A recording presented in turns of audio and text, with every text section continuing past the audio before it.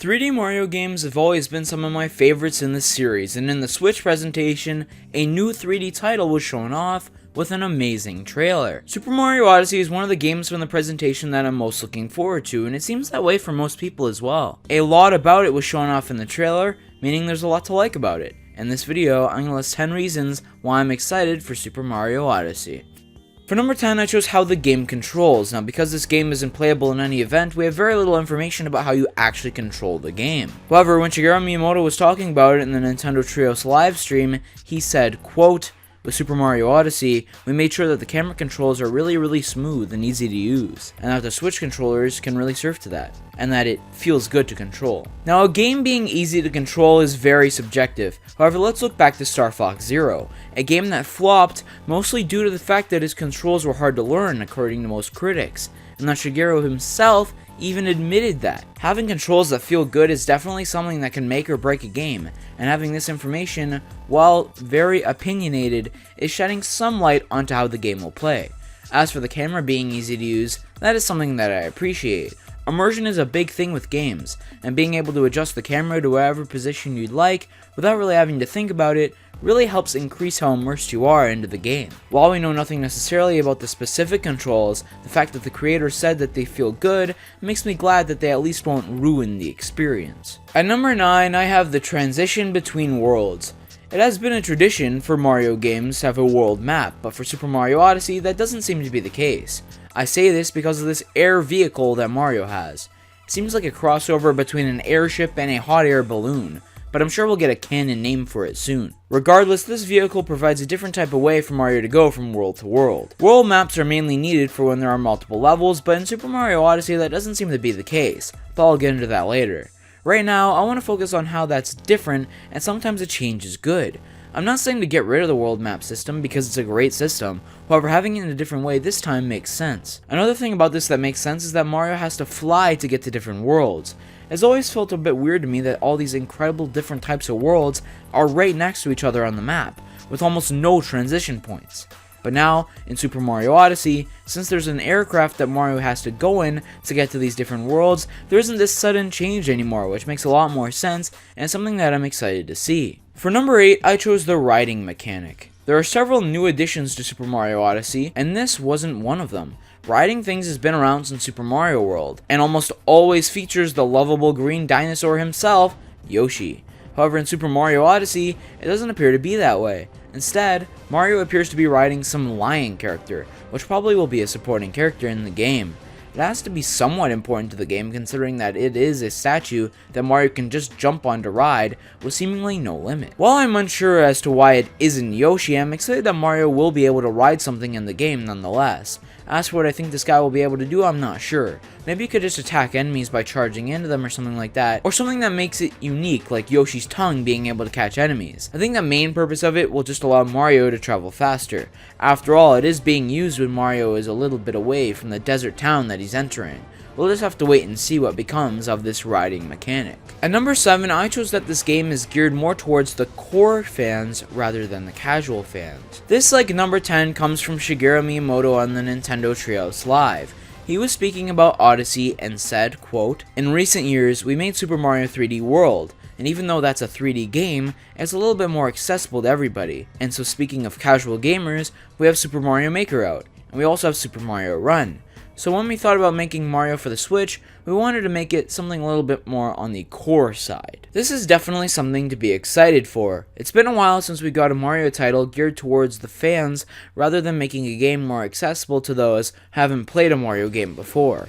While the latter is important, if the controls are easy to use as Miyamoto claims, then that would create lots of accessibility to new players anyway. We can already tell that there are plenty of Easter eggs within the game. Just look at New Donk City, with the immense amount of Donkey Kong Easter eggs. Being targeted more towards core fans could also mean some other good things, like how it might be a more challenging game, or have puzzles that are a bit harder to figure out. It is Mario, so we shouldn't expect drastic changes, but it is something to look forward to. For number 6, I chose the worlds. The environments are some of the best part of 3D Mario games in my opinion. In some cases it may just be because of how pretty some place looks, but others are just because of the concept of the area.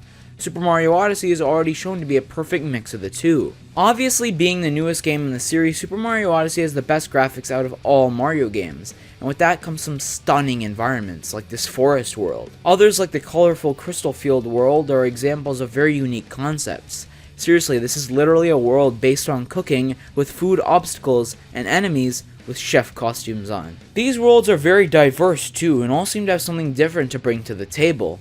There is another big topic concerning worlds that I'd like to bring up though. I alluded earlier to the idea that there will be no world map in the game, which is something that I fully believe. I think a game that focuses on big worlds while you fly between each, with certain objectives within each for you to complete.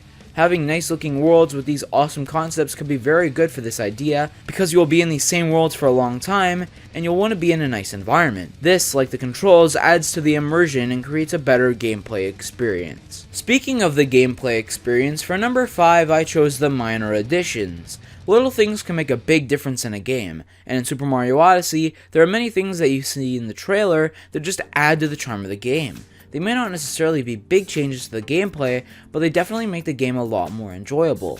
Just to name a few, there's the car stopping when you jump on it, the characters in the overworld minding their own business and then running away when you're near, the skipping, the dancing, and having both daytime and nighttime in the game. These all added together shows the effort into making the best game possible. It's always fun to encounter neat little things like these within a game, and it shows the personality of each world. No game series shows personality quite like Mario games, and this is further emphasized with these little details being added.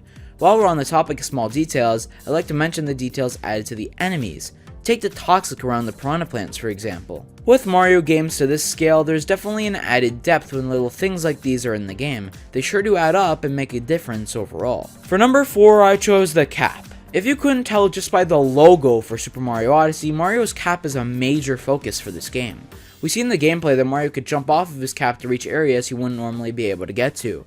This feature is one that I really like, but the cap gets more spotlight than just this new thing that Mario can do. You see during the trailer there are several locations named Crazy Cap, where you'll probably be able to change things about it, maybe some other things that you could do with it. Maybe jumping off the cap isn't the only new feature that Mario's cap brings to the game. Perhaps there are different methods of attacking enemies that you could do with the cap if you purchase some sort of upgrade in one of these shops. After all, there are these purple coin-like objects, so maybe that'll be the use for them.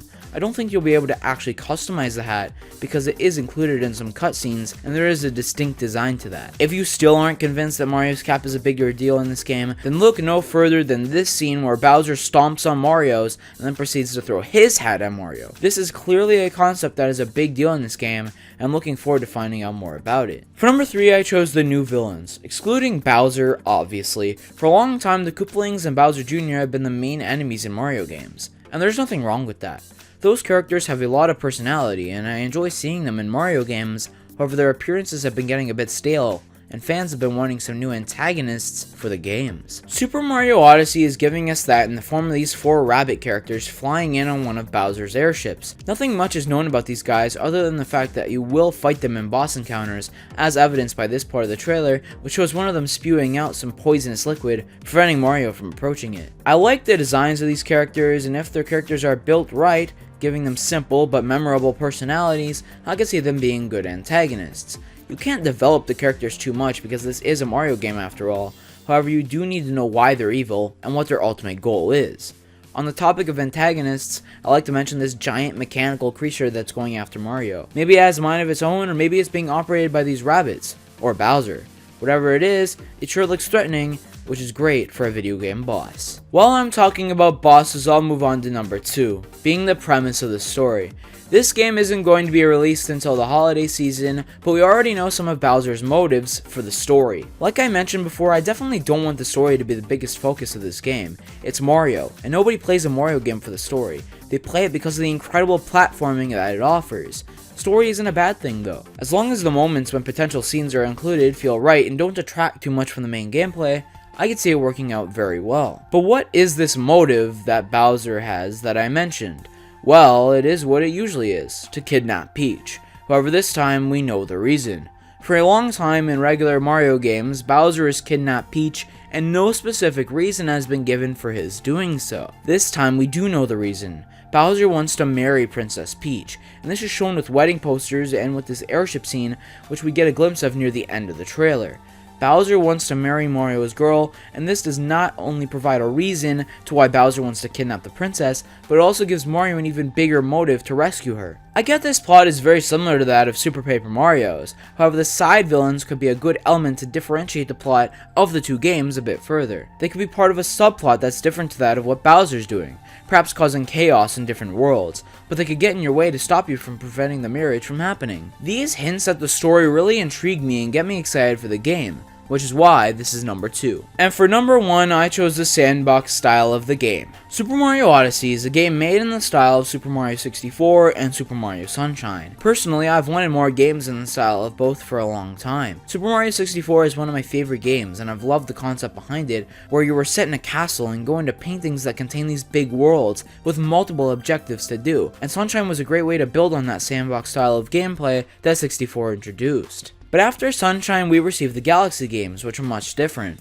Yes, they were still 3D Mario platformers, but the concept was for you to go from planet to planet, rather than having a big hunk of land for you to explore and discover things in.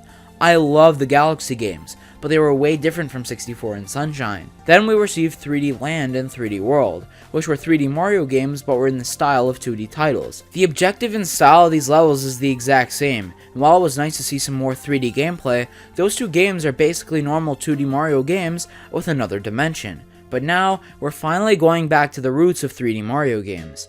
This is why Shigeru Miyamoto said in the Nintendo Treehouse that after Sunshine, their shift turned towards more casual gamers, but this title is geared more towards the core gamer. I love the sandbox style of 3D Mario games, and now that Odyssey is bringing that to the Switch, I can't help but get excited for it.